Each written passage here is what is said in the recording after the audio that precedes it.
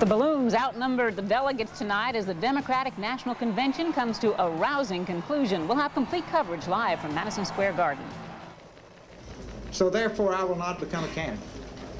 But that unexpected announcement by Ross Perot today is what everyone seems to be talking about. We'll have a live report from Perot headquarters in Dallas. And how will Perot's bombshell affect the Bush Quayle ticket? Will it force the president to force out Quayle? Those stories and all the news on this Thursday night, July 16th, 1992. Live from Channel 2 and first in the Bay Area, this is the award-winning Teleblock News, the #1 primetime newscast in the country. Good evening, I'm Elaine Corral. And I'm Dennis Richmond reporting live from Madison Square Garden in New York, where the party went on as scheduled tonight in spite of that dramatic announcement by Ross Perot. The convention closed a little over an hour ago after Arkansas Governor Bill Clinton accepted the presidential nomination. Tennessee Senator Al Gore accepted the vice presidential bid.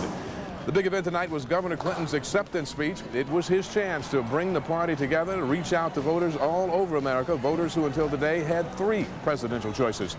A film about Clinton's life introduced the candidate. The film traced his humble beginnings in Hope, Arkansas, and showed Clinton as a teenager in '63 on a trip to Washington with a youth group, a trip where he met then-President John F. Kennedy.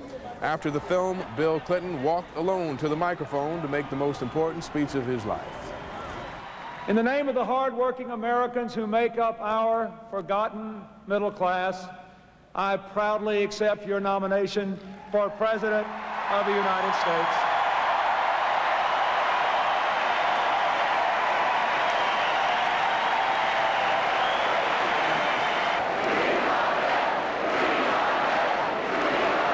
The thing that makes me angriest about what's gone wrong in the last 12 years is that our government has lost touch with our values while our politicians continue to shout about them. I'm tired of it.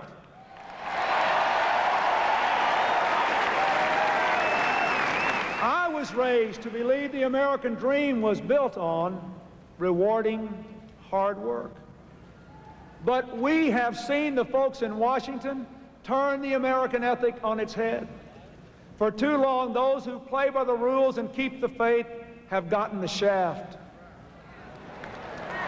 And those who cut corners and cut deals have been rewarded.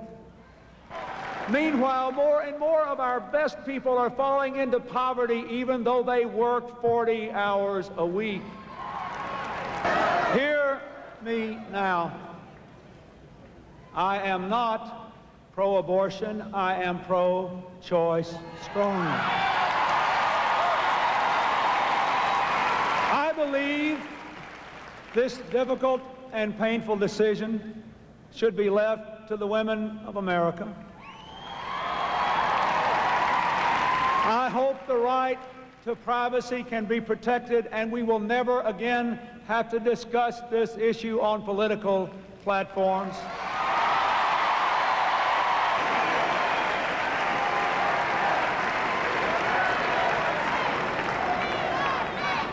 I am well aware that all those millions of people who rallied to Ross Perot's cause wanted to be in an army of patriots for change.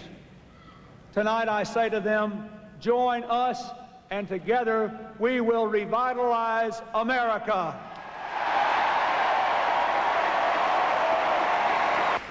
We must say to every American, look beyond the stereotypes that blind us. We need each other. All of us, we need each other. We don't have a person to waste. And yet, for too long, politicians have told the most of us that are doing all right that what's really wrong with America is the rest of us. Them the minorities, them the liberals, them the poor, them the homeless, them the people with disabilities, them the gays. We've gotten to where we've nearly themmed ourselves to death. them, and them, and them.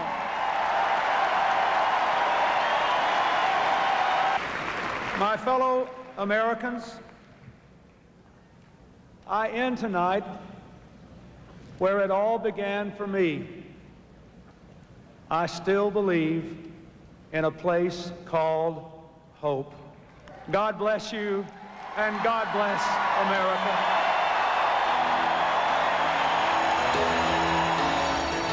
Clinton spoke for just under an hour, and that one reference to Perot was the only mention he made of the Texas billionaire. But the instant polls conducted after Perot dropped out show Clinton as the winner of the majority of the Perot vote. A USA Today Gallup poll that questioned Perot voters by telephone this afternoon shows Clinton getting the support of 53% of Perot voters. President Bush gets 35%, 12% were undecided. A CBS News poll taken after Perot dropped out shows 49% of Perot voters going to Bill Clinton, 42% going to George Bush, 9% were undecided. Elaine, we're going to have more on what happened here tonight and some analysis and reaction to it. First, we're going to go back to you for more on the Perot story. All right, thanks very much, Dennis. It appeared for a while today that Ross Perot's sudden departure might upstage Bill Clinton's big night, and indeed, when Clinton made his acceptance speech tonight, it was in a whole new light. What had been a tight three-person contest is now just a two-person race, a Democrat and a Republican, one-on-one. Independent candidate Perot shocked his volunteer army early this morning by dropping out of the race. He refused to endorse either President Bush or Governor Clinton, but he praised the Democratic Party, saying the nation's problems demand a single political party control both Congress and the White House, a scenario that is likely only with a Clinton victory. Now that the Democratic Party has revitalized itself, I have concluded that we cannot win in November and that the election will be decided in the House of Representatives. I believe it would be disruptive for us to continue our program, since this would obviously put it in the House of Representatives and be disruptive to the country. In the states, so therefore I will not become a candidate. Another question was, how much money have I spent? As you know, it's not cheap. I think the number's somewhere up around $10 million now. That's not a factor, unfortunately. I love these people. If you've been around them, you can't be around them and not really love these people. But these people love their country. This whole thing was motivated by love of country, not personal. You know, I don't have any drive to be president of the United States. They don't have any drive to stop doing what they normally do, except they're worried about where we are and where their country's going. But if we can only be disruptive, we don't want to do that. We would ideally, during this period, have a very responsible House, Senate, and White House from one party. So we would get rid of gridlock. If you don't get rid of gridlock, there's no chance to change it. What do you do now, Mr. Perot? Go to work. Go to work. I got to pay the bills. Listen, good to talk to you, and to all the volunteers, again, thank you so much, and God bless you all. Thank you. And with that, Perot walked out of the race for president, leaving political experts scrambling to explain how his exit will affect the campaign and leaving his volunteers stunned, many of them demoralized. For the past several months, Dallas, Texas has been ground zero for the Perot phenomenon. Volunteers from all over the country have gathered there, giving their time and sweat to Perot's grassroots movement, hoping to change this country. Randy Shandeville is in Dallas tonight. He's spoken with both the volunteers and top members of Perot's inner circle. He joins us now with a live report. Randy. Elaine, here at Ross Perot's national campaign headquarters near downtown Dallas, most everyone was just as shocked by today's announcement as people were in other parts of the country. Even Perot's closest advisors told us just a short while ago that they thought the campaign was still a go until late last night. He had no idea that Mr. Perot was going to decide to not run until last night. Both Tom Luce, Perot's national campaign chairman, and Mort Meyerson, his closest advisor and longtime friend, told us that contrary to speculation, there was no hidden agenda to making the bombshell announcement this particular morning. Coincidence. It's just a coincidence. It had nothing to do with Clinton's speech. But Mr. Perot has to be aware of that coincidence. Actually, we didn't talk about it. Some people wonder whether he was deliberately trying to steal thunder from Mr. Clinton. Well, those people that wonder that don't know Ross Perot very well. He's not a politician, and the timing of his announcement had nothing whatsoever to do with the rest of the political calendar, I can assure you of that. Earlier tonight, volunteers from all over Texas gathered outside the billionaire's headquarters to urge him not to quit. The resounding opinion from everyone is, we received our mission from the man, and we're continuing the march. No one is standing down. We believe that if we can prove to him that we, the people, can keep this election out of the House of Representatives, he won't have any choice but to run. In November, I'm going to write his name in on the ballot. I don't think there is any choice. He was it because of the system.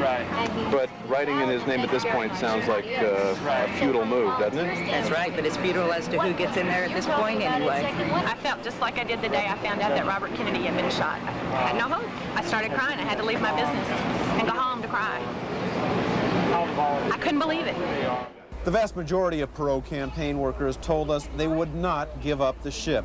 But Perot's advisors say it's too late. Perot is definitely now out of the race. They do say, however, that at least in a small way, the Perot campaign was victorious. I found a remarkable number of Ross Perot's statements suddenly appearing in the Democratic platform, for instance. While Dallas is, of course, the center of Ross Perot's political universe, it's important to keep in mind that President George Bush also considers Texas his home turf. In fact, the president's son is the majority owner of the local baseball team here, the Texas Rangers. So while Bill Clinton never really had much of a chance in this state, he is probably worse off tonight than he was last night. That's because Bush is more of a threat to him now than Perot ever was, and it now looks like Bush will carry this state. Elaine, back to you. Randy, early reports today say that the reason Perot picked today to make his announcement is because he was afraid it was going to leak out in the press. Did you hear anything about that? Well, everyone I talked to said that their private conversations with Mr. Perot were their private conversations, but they also said that he kept everything pretty much to himself. His reasons, why he chose today, they believe he just chose today because today was the time to do it. They said it had nothing to do with politics, it had nothing to do with leaks. He just made the decision last night and didn't want to wait any longer. That's what they say anyway. All right, thanks very much, Randy, for that report. The jolting announcement by Ross Perot nearly overshadowed what was supposed to be only Bill Clinton's day. But Democrats at the convention tonight tried to put a positive spin on Perot's departure. We'll go back now to Dennis at Madison Square Garden for more. Dennis. Elaine, the reaction on the floor of the convention hall to Ross Perot's announcement was one of cautious optimism. The delegates saw potential for a chance for the Democrats to pick up more support from that army of Perot supporters. Well, I'm very excited. All of these people are so unhappy with George Bush and the way he... So now what are we supposed to do? For other volunteers, though, Perot's candidacy was not about money. It was about change and dissatisfaction with politics and politicians as usual. Many came here today to commiserate with one another and to seek out those who may have known something they didn't. But no one here had heard a word from Perot's inner circle in Dallas. Perot headquarters? You know, kind of insisting. He can change his mind. Some volunteers fielded phone calls from people asking if it's really true Ross Perot dropped out of the race and to ask what happens next. We're not giving up here. If that's what you mean, we're still going to stay open. Volunteers here labored long and hard and for no money in this campaign. Some made great personal sacrifices to work here because they believed in Ross Perot's message. Now they say Perot has betrayed them. I came over from Hong Kong 2.5 weeks ago where I live, left my business, my family, just to work for Ross. So needless to say, I wasn't really expecting this. Well, my first reaction was as like somebody kicked me in the stomach because I believed in the man so much. I still do. I still believe in the ideas. It's just that, you know, when you spend a great deal of your life for 4 months involved in a campaign like this, you feel like a lot of that effort was maybe put to work. It was wasted. Many volunteers supported Perot not because of him personally or his platform, he never presented one, but because Perot was free from party politics and special interest groups. He was a people's candidate with one extra bonus. Being a billionaire, he didn't have to worry about raising money. Perot was a product of a grassroots movement, and some say Perot's announcement today is a blow to the very concept of grassroots movements and the people who believe in them. What people in the United States of America need to understand is that for many of us, this is our last hope. This was our hope and our chance to change the country. And we've seen it fall by the waysides. It was not a protest vote. We're committed. Maybe we just need somebody to hang in there longer, that's all. Maybe we just hitched our pony to the wrong, to the wrong cart. But it seems to me that that our voice has been heard. It could happen again. I don't know when or who, but it certainly could happen. But it's a tough road to go. The question now is, where will Perot supporters turn? Many here say they'll go for Clinton because he represents change, but others say they'll never vote again. In San Francisco, Rob Roth for the 10 o'clock news. Some Perot supporters in the South Bay spent the evening tonight watching the Democrats and Bill Clinton, one party and one candidate they had not planned to vote for. Leslie Griffith is in San Jose with a live report. Leslie. Elaine, it's been an interesting evening here at Perot headquarters in San Jose. There was a gathering that was planned for 5 o'clock today. That was scheduled before today's bombshell announcement. They went ahead with the rally today, and basically what they decided to do was refuse to accept Perot's resignation. We have not accepted his resignation, nor will we accept his resignation.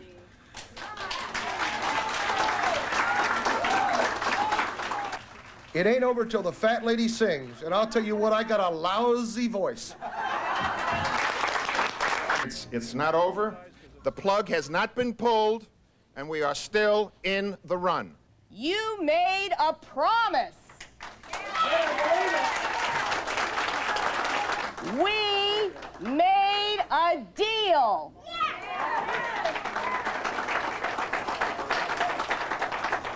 We kept our part of the bargain. How can you say we can't win in November? To look around this room is to look into the faces of sadness, defeat, dismay, and anger. Ross Perot is going to be there, period. So no matter what's said, until the very last ballot we get signed and all 50 states up there, it doesn't matter what happens as far as I'm concerned. This man threatened to sue Perot for broken promises, but most of the Perot supporters here vowed to try to convince their man, Perot, to change his mind and get back in. I've put in 60 to 70 hours a week since this office opened. And I didn't walk away, Mr. Perot, and neither are you. What Ross Perot seems to have given these people was a respite from political polarization. They thought of themselves and their leader as outsiders, grassroots people who normally are not political. Perot gave them hope. But today, the tough-talking Texan, seemingly indestructible, did the unthinkable. He gave up. Your family, Mr. Perot, will take up 4 years in Washington, D.C. in the White House because we're sending you there.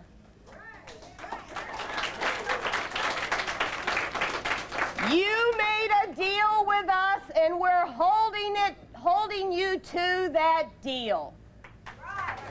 Got it? Later this evening, after today's rally, a group of Perot's Northern California volunteers watched Bill Clinton's acceptance speech. They know that Perot's followers are now a coveted prize. Which way will they go? He wants us, but nobody's going to get us right now except for Ross Perot. As a Perot supporter, I'm looking very seriously to whether or not he's really out of the race. I would like to explore opportunities to get him back in the race. And what if that doesn't work? Then I'm going to participate in the presidential campaign, and I need to make a decision whether I want to participate in the Republican level or the Democratic level. But I'm going to participate as vigorously in the presidential campaign as I would have for Ross Perot. Of course, that's the question of the day. Which way will Perot's supporters go at this point, whether they'll go with Clinton or whether they'll go with Bush? If we were going to talk about what happened in this room today and compare that, basically, if there was a consensus, it was just disenchantment. They say they're going to need some time to figure out which way they're going to go now. Elaine? All right, Leslie, thanks very much for that report. You're welcome. There are other stories making news tonight, including this one. Long after this campaign is forgotten, this day may be remembered for the merger of telephones and television. Brian Van Miller will have a report. We'll be right back. Hi, everybody. Pat McCormick. 2 major Pacific storms on Tuesday, 3 yesterday, back to 2 today. What does it all mean? Weather report in just a few minutes. A landmark decision with far-reaching implications was made today by the Federal Communications Commission. The FCC voted to permit telephone companies to transmit television programming using ordinary phone lines. It puts phone companies on a collision course with cable operators for a share of the multi-billion-dollar entertainment and information marketplace. Business editor Brian Banmiller is here with the details. Brian. Thanks, Elaine. It may sound strange watching television via telephone lines, but it could be the wave of the future. Today's decision gives regional phone companies a foot in the door. They've been given the go-ahead to use their equipment to transmit television signals. And it's their first victory in a war for your attention that will be waged well into the next century. I've just admitted a 22-year-old Gravida 1 Para Zero who's just passed 35 weeks. This is the phone company's vision of communication in the year 2000. A doctor at home consults a hospital nurse. The television pictures transmitted over phone lines allow for instant and accurate advice. What we are interested in doing is providing a video capability that would allow doctors all over the country to look at x-rays, to see patients through the machines that they use in hospitals, things like that they would be able to do through a video-capable telephone network. Today marks the first skirmish in what will be a decade-long battle to dominate the information age in the next century. It's $1 billion investment that could bring in trillions to companies that master the once simple art of communication. 5 pounds, 18 inches, and lots of hair. But all this high-tech wizardry will cost consumers billions. Today's mostly copper phone wires must be replaced with new fiber optics to carry dozens of channels at once. But the phone companies are not alone in their desire to capture your attention. Followed by a roll call. Out of your home. Vice President. The cable companies say they can provide the same interactive television service as the phone companies, but on a more cost-efficient basis. You and I might be neighbors. We both have telephones, but maybe only I choose to have cable television service. Why should you, who may choose not to have that service, subsidize an entry of a telephone company with your telephone bill into unproven video information services?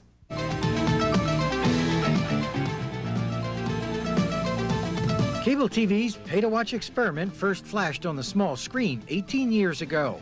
It's now grown into a huge industry, but it's come at a high price. Billions of dollars to lay down cable, billions more for programming, and hefty commissions paid to cities for licenses. Cable operators complain that phone companies won't have to pay cities for licenses, and phone customers will pay higher rates to subsidize the billions in fiber optic technology.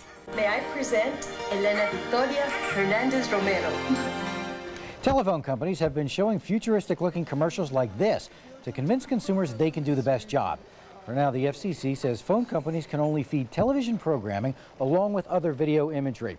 But phone companies want to eventually produce their own television programs, just like HBO and CNN, and that will take congressional approval and pit phone company lobbyists against cable and network TV lobbyists. What a fight that will be. As we say, stay tuned. Be more on that subject, huh? I'm about to say stay tuned right now. Thanks very much, Brian. Still ahead on the 10 o'clock news, Pat will join us with a sneak peek at the weekend weather forecast. Stay tuned. Be right back.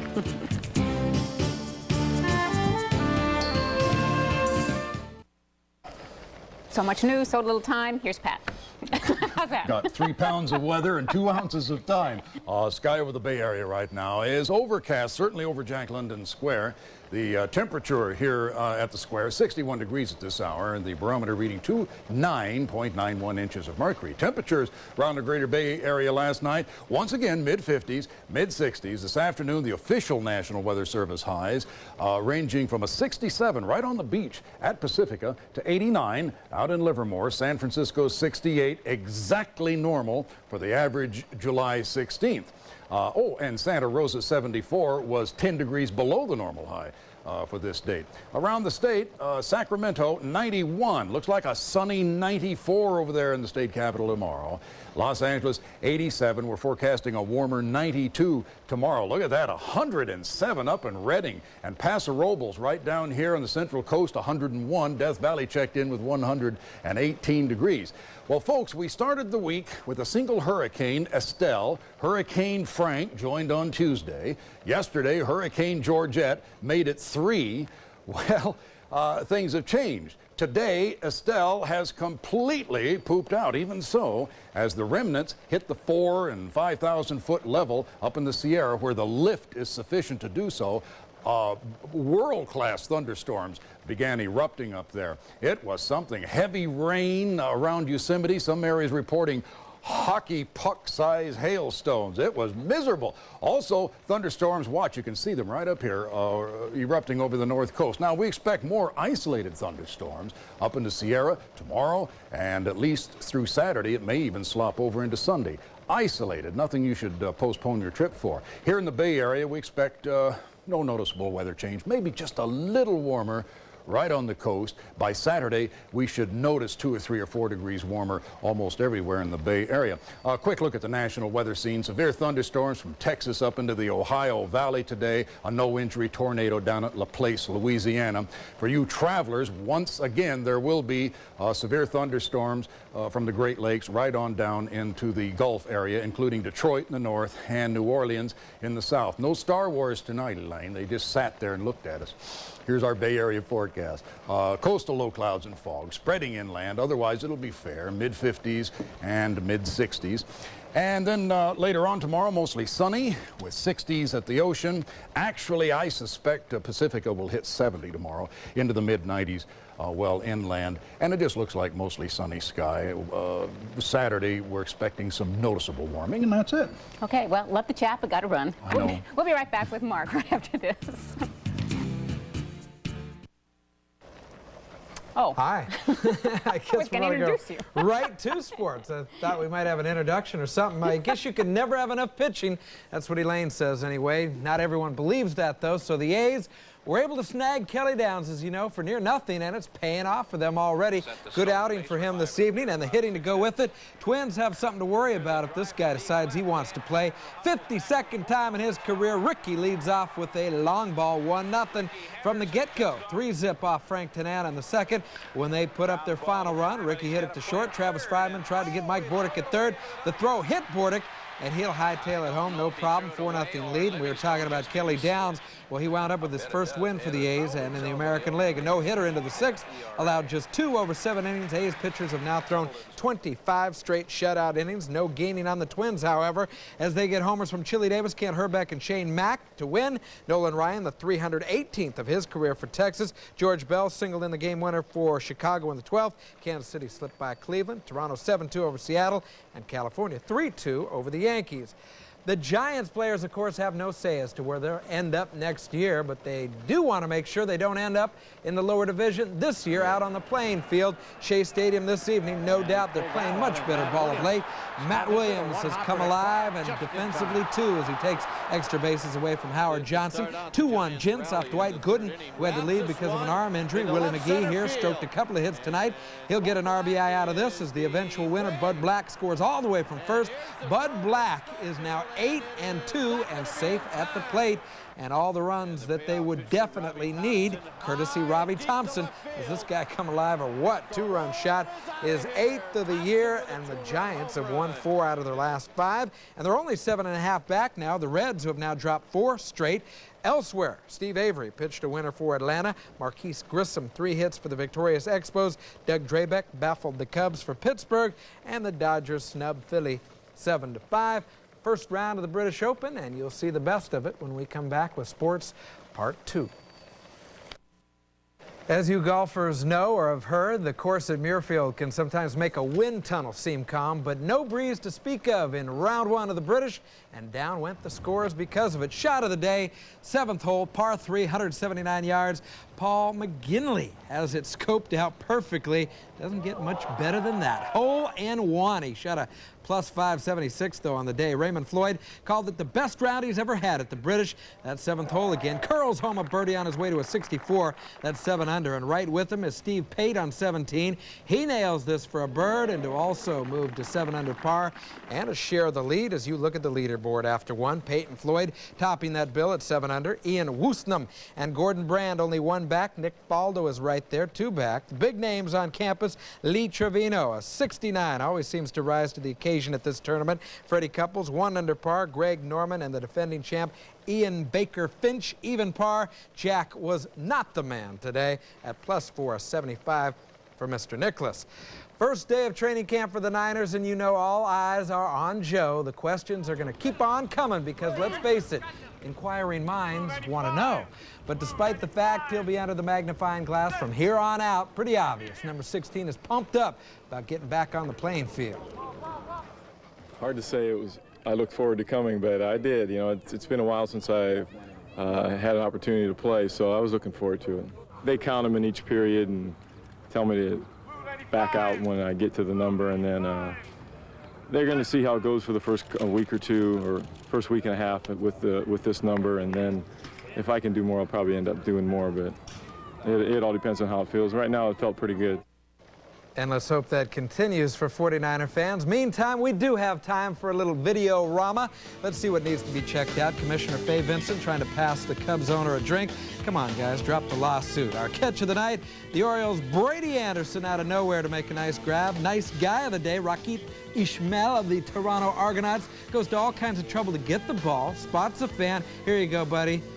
Show some hands. Not everyone has them like you, Rocket, though. Actually, this might be the greatest pair of hands by a fan tonight. Watch closely, middle of your screen, right there. No glove even, down in the Expos dugout. Dennis Martinez trying to pump you up. And that is the sports for a busy Very day. busy, but you did fine without an introduction. Thanks, Mark. That is our report for tonight. Thank you very much for joining us. For Dennis Richmond, everyone here at KTVU, I'm Elaine Corral. Our next newscast is mornings on 2, beginning at 7 a.m., and then the 10 o'clock news will be back again tomorrow night. Good night.